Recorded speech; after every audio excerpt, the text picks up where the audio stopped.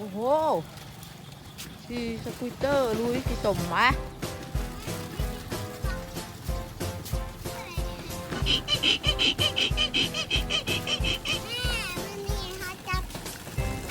วันนี้เขาจะไปรีวิวหนัง รีวิวขนมยาสูบ เย้จะว่าเลย ดาขี่ขึ้นมาดู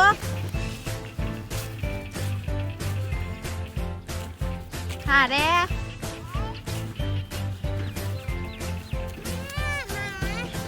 หมาคุณ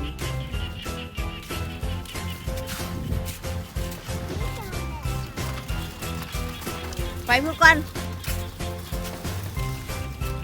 อ้าวเข้าบ้านแล้ว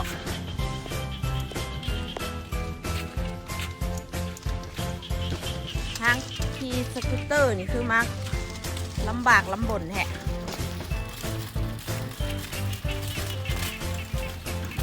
เสียงเขียดห้องอยู่ไส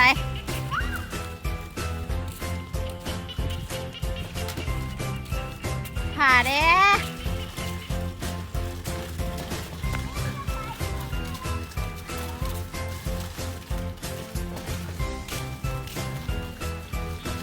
อันนี้คือทางเข้าบ้านของแอนนี่แอนด้าอ้าวคุณหนึ่งยางคุณหนึ่งขี่สกูตเตอร์ที่ไปทันกันวะ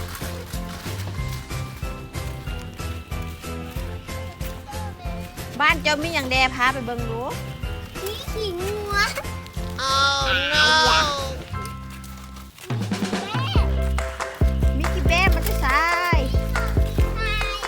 ลูกนางเป็นปักเจ็ดหัวอีก สายโอ้ เบิ้ง บ้านเจ้ามีหมาอีกห้องมันมาดู นะ ซื้ออย่างแด เบิ้งเบิ้งอันนั้นลูก ว้า